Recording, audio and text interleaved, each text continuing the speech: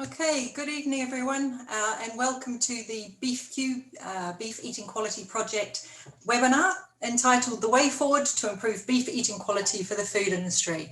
My name is Dr. Nicholas-Davies. I am the coordinator of the BeefQ Project. And tonight you'll be hearing briefly from myself and then from Deanna Jones from Hybu, Cymru. Deanna is the Export Market Development Executive at Hybu, Cymru. And in a previous life was a eating quality grader in Australia. So she has a lot of experience in this area. So pleased to have her here tonight. Before we start, just like to acknowledge the funders of the project. So it's a rural development funded project. And you can see at the bottom of the screen there, the partners that are involved in the project. Okay, so coordinating here in Ibis at Aberystwyth University. But we've also got Birkenwood International, our Australian partners, Queen's University Belfast, Hybu Cymru Mentor Business, and Celtica Meats Limited as well. Just a couple of housekeeping things before we start. The session is being recorded and it will be available on the BeefQ website tomorrow or Wednesday when we get it up there. Opportunity for questions at the end. If you could write your questions in the chat during the session, we'll come to those at the end. There's also an evaluation form for the seminar and we'd appreciate if you can fill that in as well. So without further ado, we'll move on. So starting off, let's just think, is there a problem with beef quality that we produce in Wales and Britain? Well, I think if we're thinking about beef quality, we need to think into sort of two main areas, okay? Thinking about the extrinsic quality of a product, so where it's from, how it's produced, the welfare levels, carbon footprint of a product. So things that sort of contribute to the production side really of a product. And then we've got intrinsic quality attributes as well. So things like tenderness, juiciness, flavor, nutritional quality of a product, and also the consistency of those attributes as well. So thinking about the sort of extrinsic product attributes, well, we're doing pretty well, okay?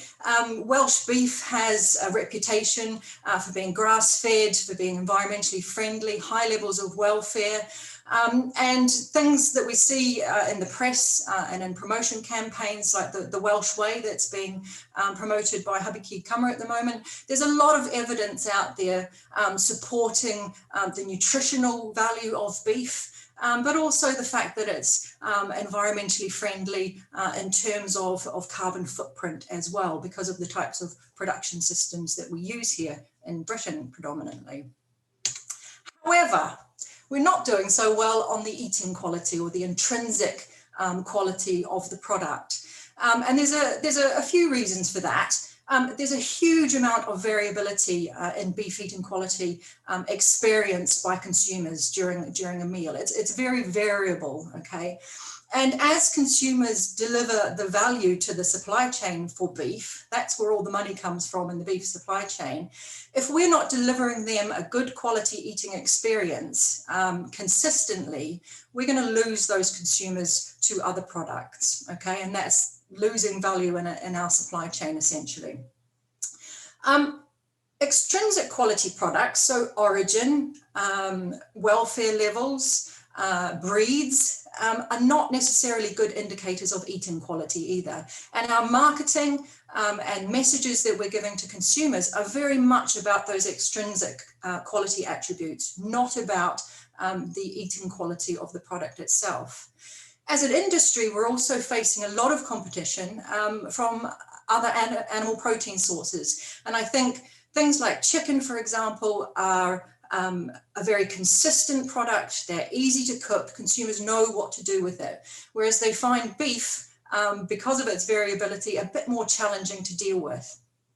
And we've also got the increasing challenge of you know, a bigger variety and availability of plant protein products as well.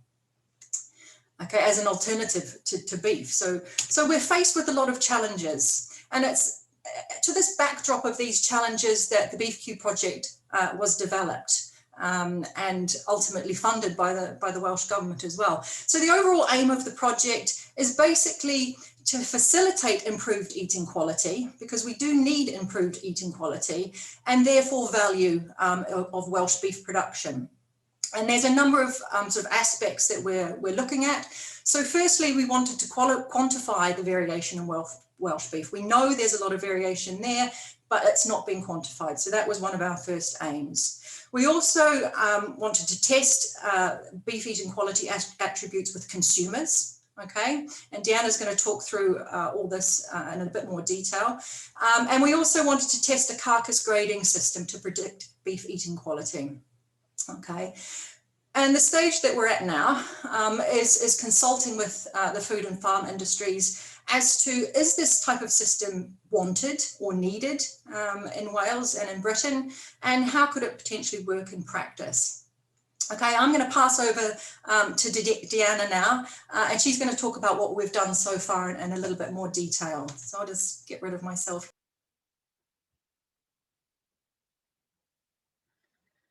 Hi, everybody. Thank you for coming on the webinar this evening. I've got a lot of information actually that I need to get through, but basically, as Pip said, I'm going to be talking about the results of the beef eating quality project that we did, and then also how would an eating quality based grading system work in Wales and the UK, and how might that actually be applied to butchers and to the food service sector. So hopefully I can do justice to the amount of information that I've got. Hopefully it's not too confusing, but as Pip said, there'll be plenty of time for questions at the end if I don't drag it out too much. So Pip introduced the beef eating quality, the BeefQ project, but how would a beef eating quality grading system benefit chefs and butchers in Wales? And as Pip said, oh, sorry, Pip, next slide. As Pip said, you know, consumers are a little bit confused. You know, the beef is variable. They feel a little bit confused about beef. They're a little bit scared of beef, but they want to eat beef. And the only problem is that when they buy beef at the moment, they're getting inconsistent results. They want to be able to purchase a meal to suit an occasion, and with the price and quality reflecting that occasion. You know, they don't want it to be difficult. They want it to be like other food products, where they know when they see the product and the brand on the shelf, they know exactly what they're getting. And it shouldn't be difficult, but it seems they're finding it is. Next slide, please. So would they pay for quality? Well, in the BeefQ project, we, at the end of the consumer sessions, which I'll talk a bit more in a minute, we asked the consumers, we said, based on the beef you've just consumed, please mark a line for the price you best believe reflects the value for each category. So there was the 4 different categories: unsatisfactory, good everyday, better than everyday, and premium.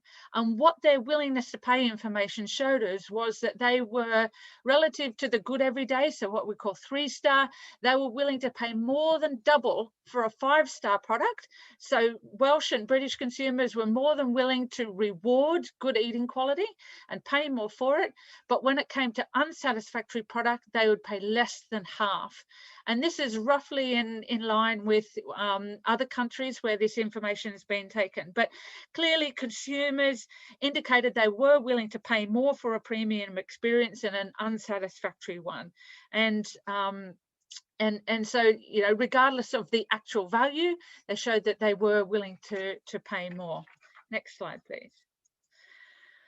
So where does the money come from? How does it, why would the consumer pay more? Well, in the supply chain, the only money in the supply chain actually comes from the consumer. So regardless of where you are in that supply chain, whether or not you're the farmer, the slaughterhouse, the butcher, the chef, the only money at the end of the day comes from the consumers.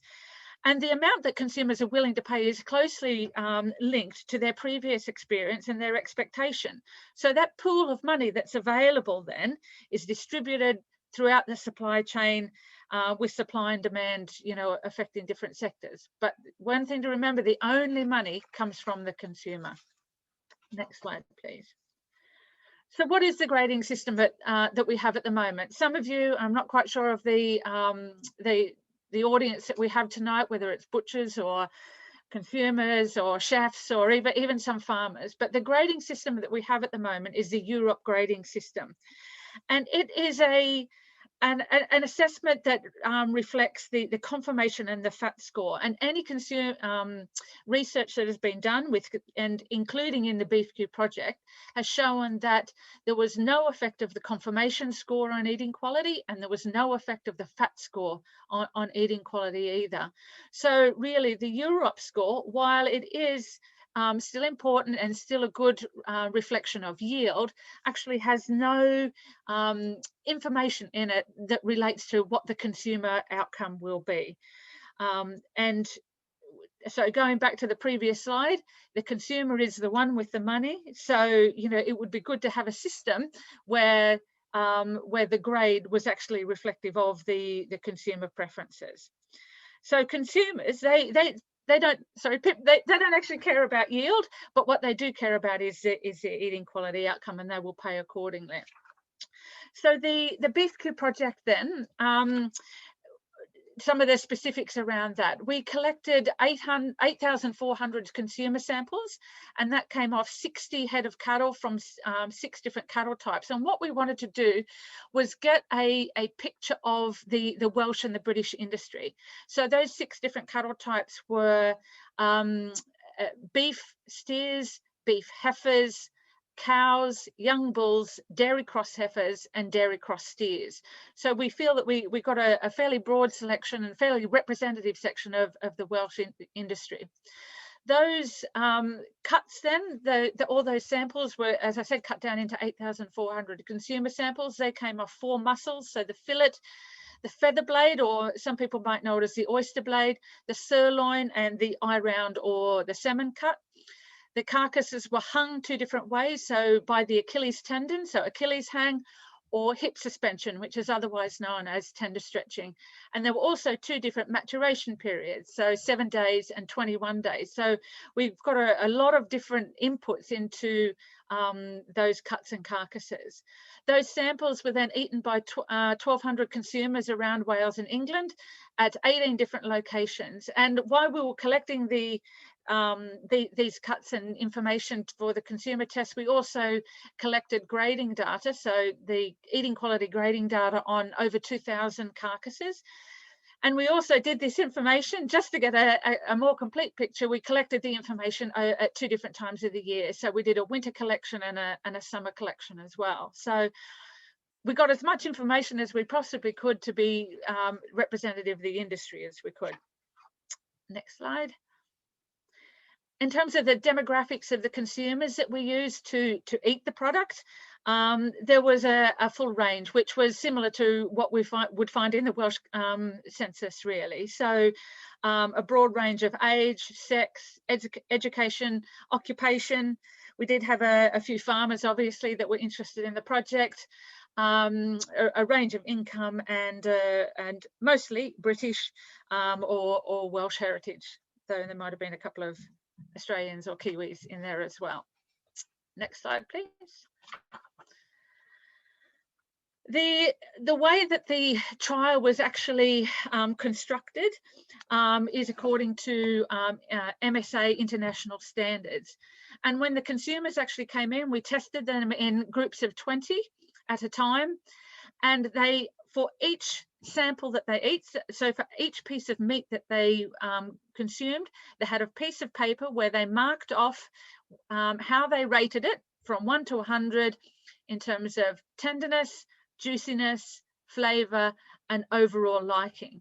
And then based on how they scored those 4 attributes, they were then asked, well, how would you categorize that piece of meat? Would you think that that's unsatisfactory?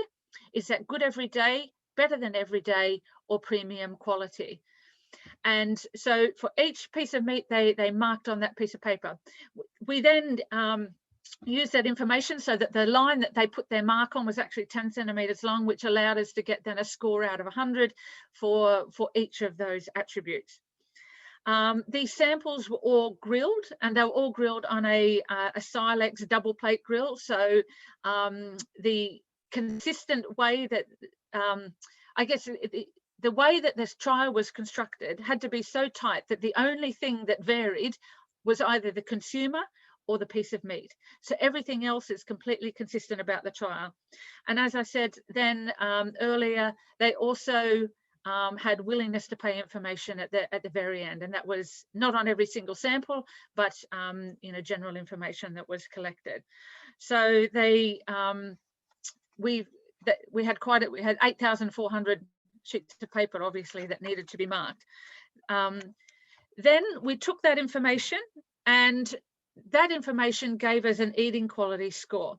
So each of those traits, so the tenderness, juiciness, flavour and overall liking, next slide please, Pip, they need to be weighted, because obviously tenderness is very important. And we found that the weightings were, tenderness was 30%, flavour 30%, overall liking 30%, and juiciness 10%. So if you times each of those traits by those weightings, you end up with a score for every single sample between 0 and 100. And what these, they look like lines if you can't see them very clearly, but they're actually individual dots of individual samples that were collected.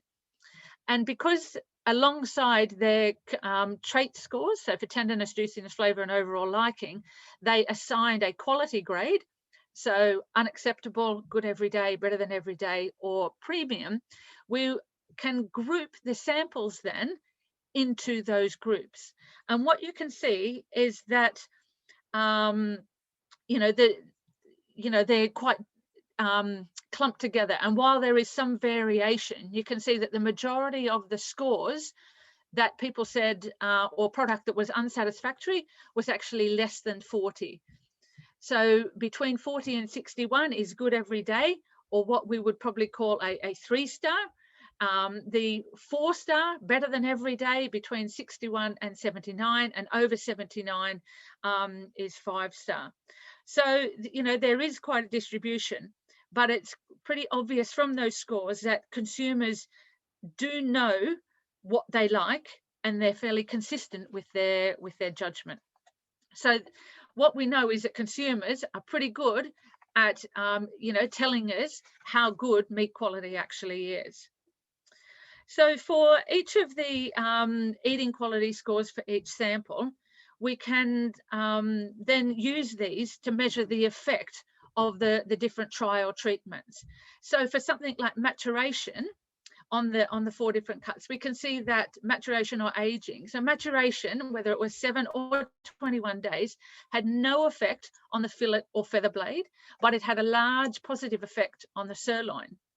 And for the cuts that were either H-bone or tender stretch hung, there was a positive effect on the sirloin and eye round, a neutral effect on the feather blade, and a negative effect on the fillet. So if you have a look at the scores for the hip suspension of the fillet there, you can see that it actually decreased. So so what that shows us is that each cut responds differently to hip suspension and maturation. And so, and it's also the same for things like cooking methods. So each cut will respond differently to a different cooking method.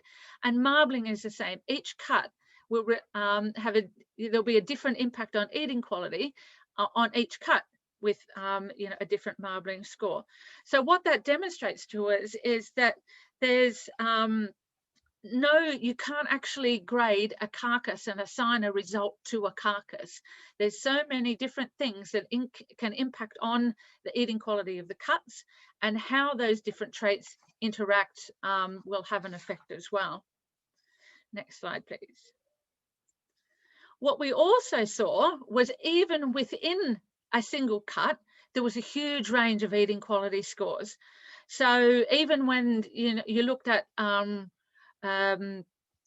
hip suspension and maturation, if you had just a look at the cuts alone, you can see that the thick blue lines are actually where 50% of the product lay, and the thinner blue lines shows you where the extremities were, taking in all the rest of the cut. So you can see that the cut name, or just describing something by cut, is actually a poor indicator of eating quality as well.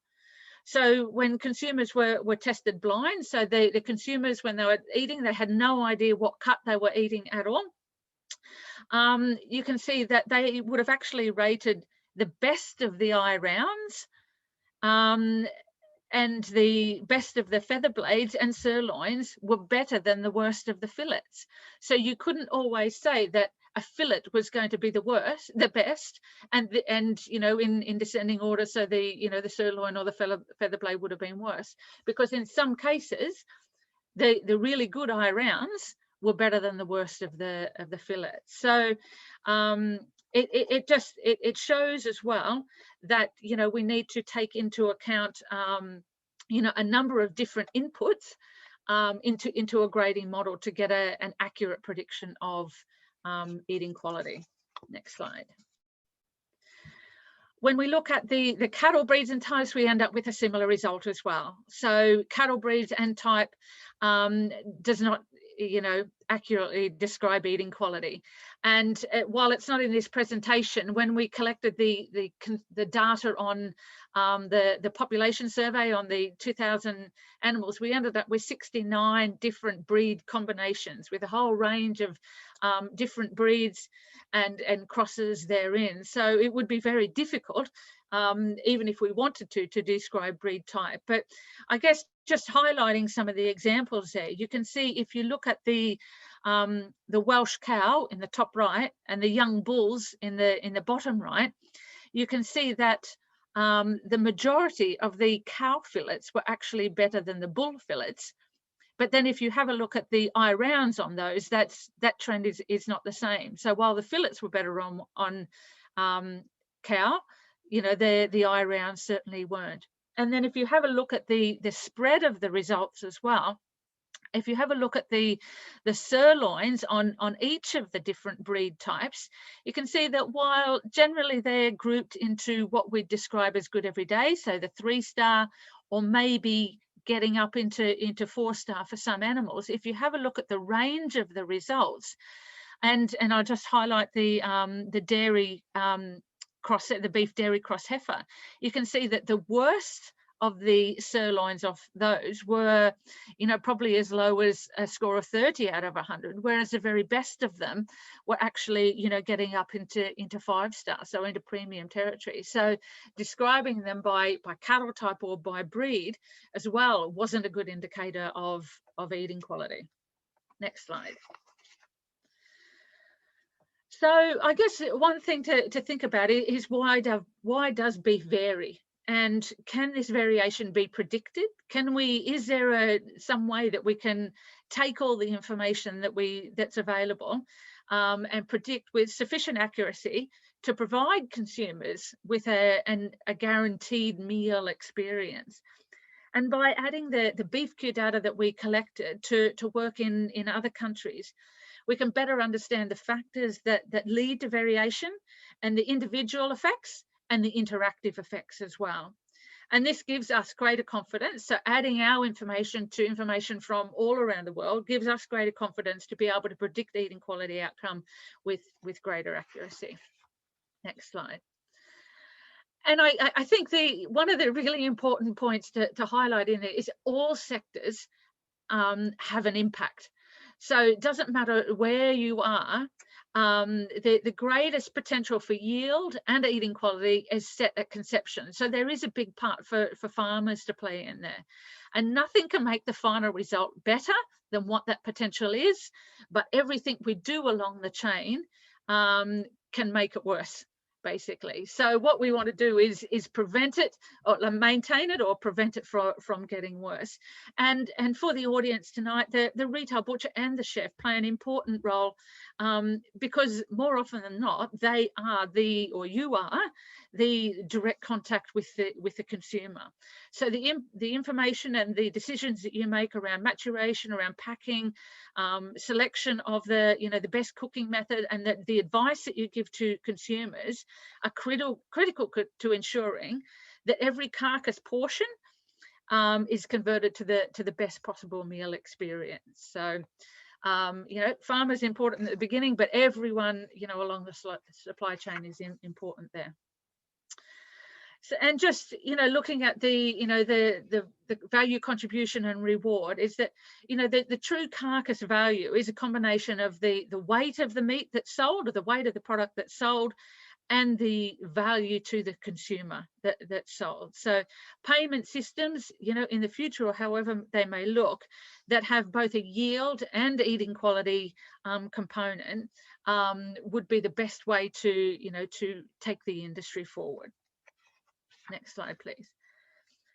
Looking at the system that the BeefQ system used, so the technology that was used is the MSA, so the Meat Standards Australia grading system, and that was developed back in 1996. And as Pip said, I'm a former MSA grader, and I was working for MSA actually in the late 90s, commercialised in 98. One thing to bear in mind is that it is an entirely voluntary system. So it's not a compulsory system, but along the way, there have, you know, both consumers and working backwards and butchers and processors and farmers have seen value in the system, in that they can actually now guarantee an eating quality outcome. And at the moment, I would have to say that it would be very difficult at the moment to sell non-MSA graded beef into the food service sector. And exporters now are also using the MSA system to underpin their brand. So, and I'll sort of talk a little bit more about how it can support a brand in a little bit. And one thing that's important to remember is that every single carcass that's graded has to have full feedback to the supplier. So the farmer gets all of the information, or feedlotter as it may be in Australia, gets all the information so that they're able to use that eating quality information in order to make improvements further back down the supply chain. Next slide, please. In terms of the numbers graded and how it's actually used in Australia, about 46% of the national adult slaughter in Australia would be MSA graded. And this actually represents pretty much all of the better quality animals that would be eligible for MSA. So there are a lot of animals that wouldn't actually be eligible. So whether or not the transport time had excluded them, or whether or not they were sold through a mart and were, you know, in mixed lots. And then also in Australia, there would be a large cull cow kill, and that would mostly go into, you know, hamburgers for the US, I suppose. So they wouldn't necessarily be graded. So you can see that the trend, there's obviously, you know, value in the system if the numbers that have been, you know, graded using this system have, you know, increased over time. Next slide, please. So how do we then actually calculate the eating quality outcome? So the eating quality score for each muscle is calculated from the inputs as entered by the grader. And those inputs you can see down the left-hand side. That's sex, ossification, which we haven't really talked about, but it's the rate at which cartilage turns to bone in the spine. Marbling, which you're probably all familiar with. Rib fat, carcass weight, hanging method, so the tender stretch or the Achilles hung. The hump height, so the amount of a measurement of pretty much the meat on the neck. And the ultimate pH, which is a measurement of the amount of glycogen really in the animal at slaughter. And so that's all that information is put into inputted into the model, and the prediction model takes these inputs and calculates what the combined effect for each muscle will be.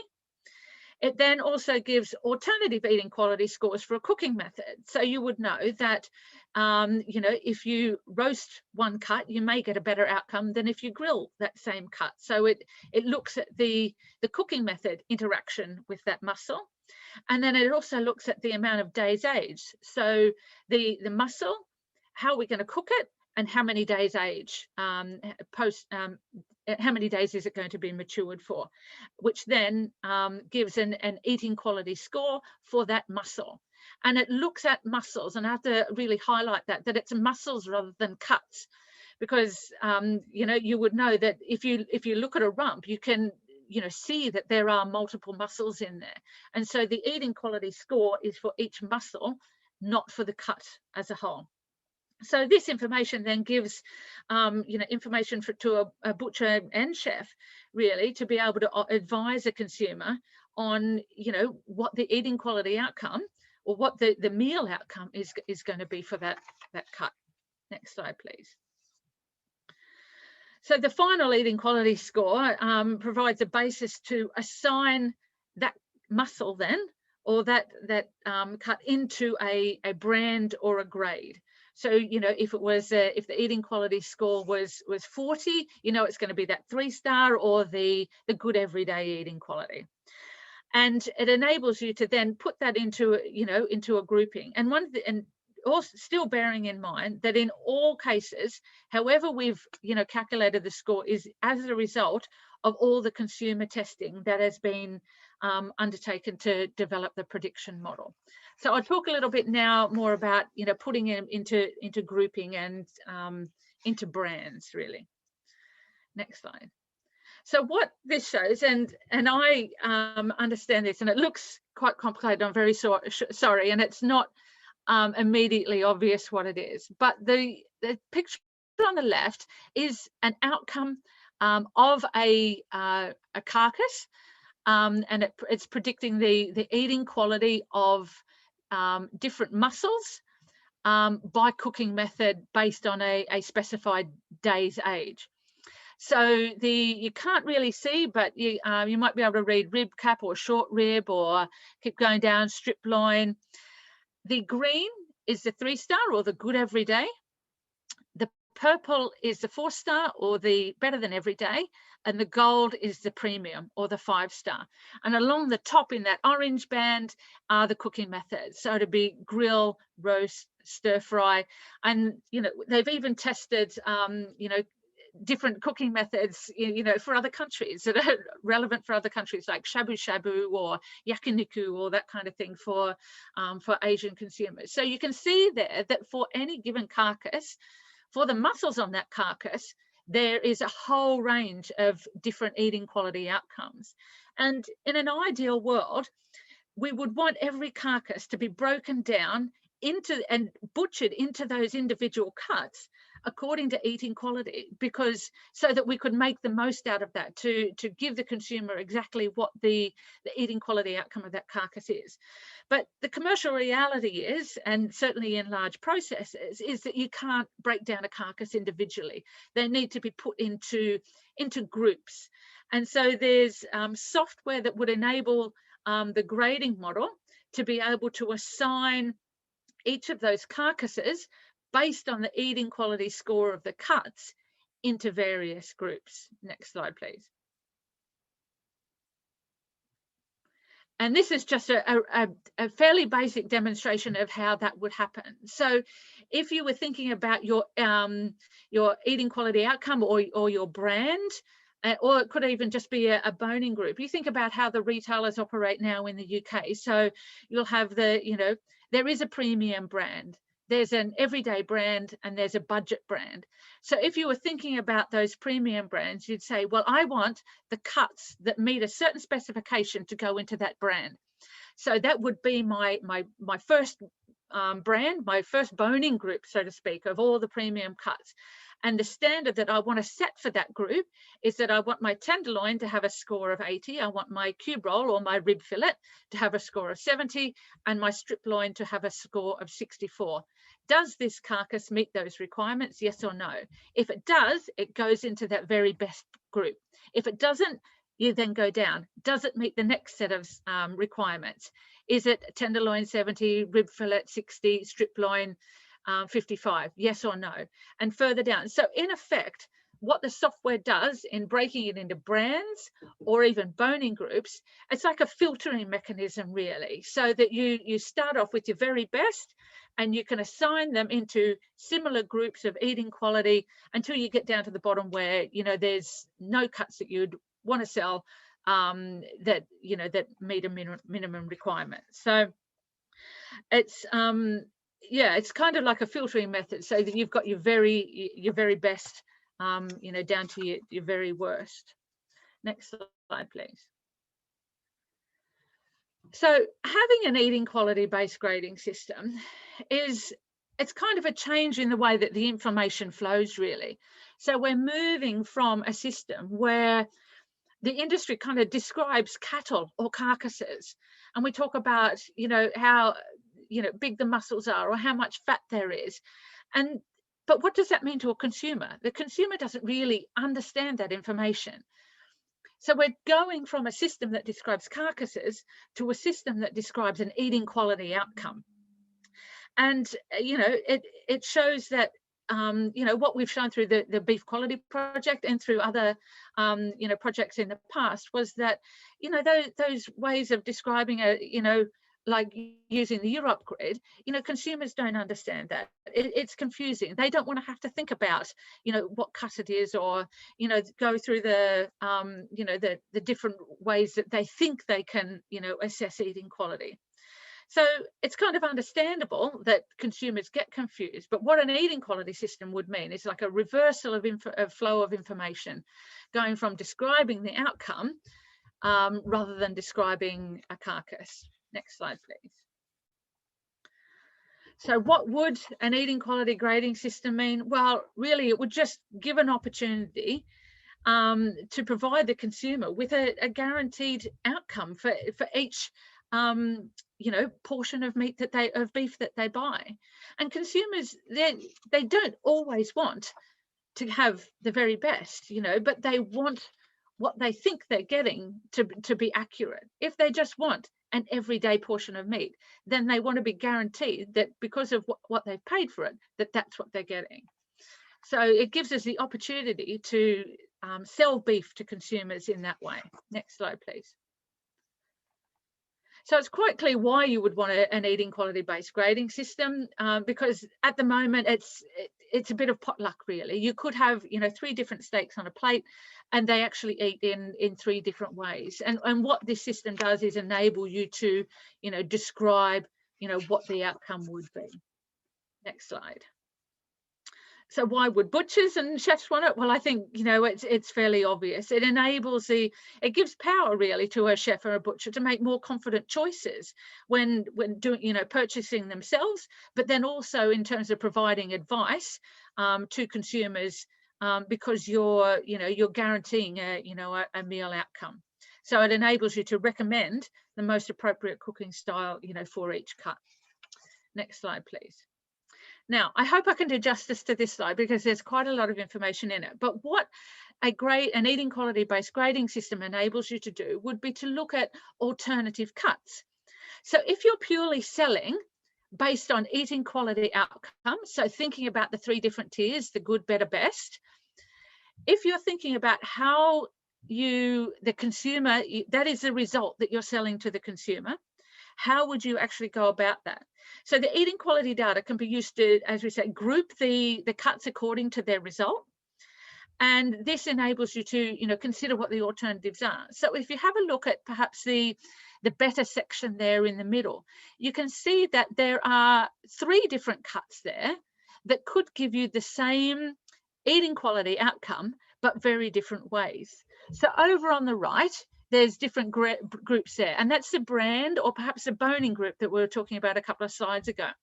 So that you can see that, if you had looking for a better than everyday eating experience, you're selling a better than everyday eating experience, you could do that by getting the cube roll or the rib fillet from your very best boning group and aging it for 5 days.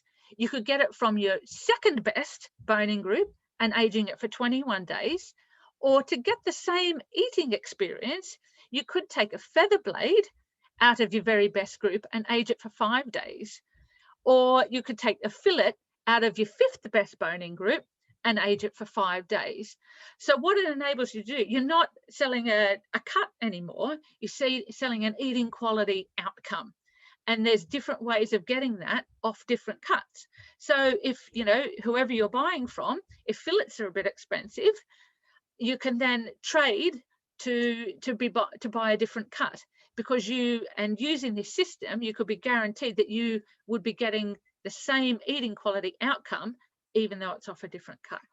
And the next slide as well just shows the example of that if you were roasting as well. So if you could look at your good eating experience, so your third tier down really, you know, you could get the same eating experience from a feather blade out of your third boning group, which was aged for 5 days, as you could if you took a rump cap out of your third boning group and aged it for 28 days. So it just enables you to look at some of your different cut options, but exactly the same eating quality outcome. So we can come back to those slides if people want to ask more about that a little later on. So what we've been able to demonstrate is that an eating quality grading system is a powerful tool that can, it gives a simple but effective guarantee for consumers. Basically, it empowers the butchers and chefs to select an appropriate product, to give it valuable advice, and with, you know, guaranteed consumer satisfaction. And back to the, you know, the very first slide I showed. Next slide, please, Pip. You know, when talking about, you know, consumers, how they get confused, if, you know, this is a theoretical scenario that, you know, consumers, they don't want to be thinking about cuts or breeds or days age or how it's been hung. They don't need that information. You know, we could offer them an eating quality, like a meal solution, whether or not that's a grill, roast, casserole, and an occasion. Is it an everyday occasion where you're just having a roast with the family on a Friday night, or is it a really special occasion where you're having you want to grill for a date night? And what this enables you to do is to give them that result, you know, without confusion. So, and without the fear factor. So that's been as quick as I could actually get through that presentation. Thank you very much. And if there's any questions, I'd be happy to take them. Thanks very much, Deanna. We'll leave questions till the end. There's just a couple more slides. So, you know, excellent presentation, Deanna. You can see the amount of work that's gone into the BeefQ project to collect and develop this prediction system for Wales, but also the amount of work that's been going on globally in this area. And, you know, we are playing catch up, but, you know, this project has been an amazing opportunity to be able to get ahead of the game, really, and it's an important piece of work. So the next step in the project, I mean, we've done a lot of work, but the next step basically is to consult with you guys as stakeholders in the beef industry as to where we go with this now. Okay, as one of the outcomes of the project is really to come up with different options or different potential pathways for implementing a system like this. And there's no one way of doing it, and it's not going to be an overnight process. You know, it's something that will hopefully evolve over time, but there's going to be challenges to implementing this type of system. And what we're interested in is what the challenges are for different members of the supply chain, and whether there is a real drive to have this type of system, and a real need perceived by stakeholders in the industry as to whether we need this type of system. So to that end, we have opened up a consultation survey. Okay, it's open to anybody involved or interested in the UK beef supply chain, so right from the producer up to the consumer. It's a fairly short online survey, 5 to 10 minutes to fill it in. It's available on our website, but we'll also provide the link here as well. It'll be open up until the end of March, so you've got plenty of time to fill it in, but we would very much appreciate your input on this. Okay, this is going to help us develop our recommendations for the project.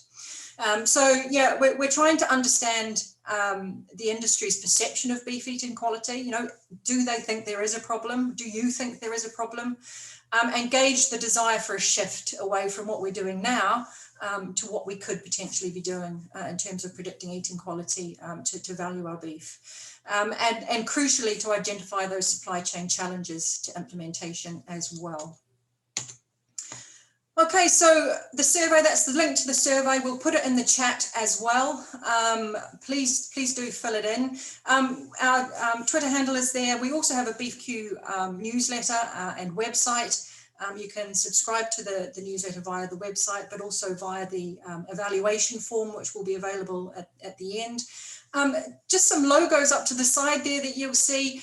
Just wanted to recognise really the contribution that these companies have made during the BeefQ project so far, in terms of enabling us to have access to carcasses and to processing plants, and also people to participate in the consumer work as well. So, you know, a great deal of thanks is being offered to those companies as well. So I'm going to stop sharing now, and then we'll look to the chat, and I can find the chat to see if there's any questions. We would welcome them. I think we've bamboozled everybody, Deanna.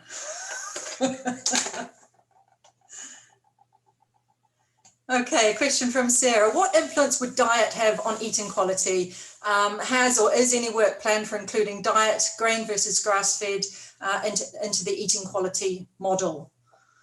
Deanna, do you want to take that one? Yeah, so I guess that's probably how the MSA system started in Australia, really, was looking at the, grass-fed, claiming it was better than grain-fed. And actually, it's not so much the diet itself, but the impact that it has on the animal. So, you know, a grain diet is more, I guess, calorie dense, and so, you know, the animals are probably more likely to grow faster on a grain diet versus a grass-fed diet. And I suppose that's so diet alone won't, it's not really a grain versus grass or a mix thereof, or, there may be some impact on flavor, but it really, it's what effect that diet has on the other attributes. So the grader will enter the carcass weight and the ossification, which is a measure of, the maturity of the animal in, and that will have been impacted by how fast the animal grew. So, but that is just one of the variables then that goes into the grading model. So no, the answer is no, we're not looking at doing any grass versus grain, but it's the impact that has then on the other attributes, if I have explained that correctly. Thanks, Deanna.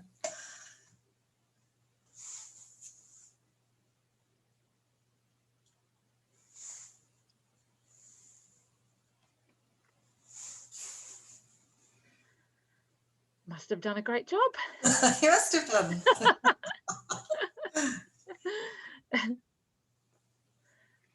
We'll put As I say, we publish our newsletter bi-monthly, and we always include sort of updates on the latest results of the project as well. So another question here from Alan Edwards: who would do these assessments commercially, and what would it cost per kilo? So the assessments are have to be done by qualified graders. And as Pip said, alluded to earlier, the process of doing or implementing an eating quality-based grading system in the UK is not a straightforward system. Australia had a history of, chiller assessment, where they were assessing things like meat colour, fat colour, marbling. And so to move to a system where you had a grader in the chiller taking those assessments wasn't too big a step away, but it would be a huge change for the UK industry to move to this kind of system. But basically the grading, so the assessments on the carcass, are done by a qualified grader who has to undertake a pretty serious grading course. They have to be calibrated every 8 weeks, against like an independent grader or a machine in some instances. And, that is done, in the chiller. So that would be done at the processor. So they would have access to the grading model. So, sorry about the cost, Deanna. Do you have any idea about what it costs in the Australian system, for example? No, I don't actually. I'm sorry about that. I can try and find out. But as I said, in one of the other slides, it is a voluntary system. So the processors wouldn't be doing it. or the industry wouldn't be doing it if there wasn't value in it. So there's obviously enough value in it to be paying someone or someone's to do it. So I don't have a cost of training. I don't have a cost of what that would be, per kilo, because, a grader, in plant A could be doing 350 carcasses a day, and a grader in another site could be doing 100. So you can't really look at it, in a cost per kilo basis. Okay. Another question. Can I just ask people to put questions, in the Q&A rather than on the chat, please? Question here, how long did it take MSA to get MSA introduced in Australia, and how was it facilitated? So MSA started back in 1996. So it's been going since then. And, it is really highly developed now. And what it looks like now is very different to what it looked like back in 1996. So it was a carcass grading system where we were assigning grades to a carcass until we figured out that you couldn't actually grade a whole carcass. It had to be a cut space grading system. So it did take time, and you can see by the numbers of animals graded that it took time to grow. It has taken, 20 plus years to get to the point where 46% of the adult population of, animals is graded. So it has changed over time. The way the model looks has changed over time. And and as I said, it's a voluntary system. So, it has grown because some people have seen that other people have been able to, get value out of it, that there is value in it, and, that you can get more for, product that is guaranteed eating quality versus something that is unknown.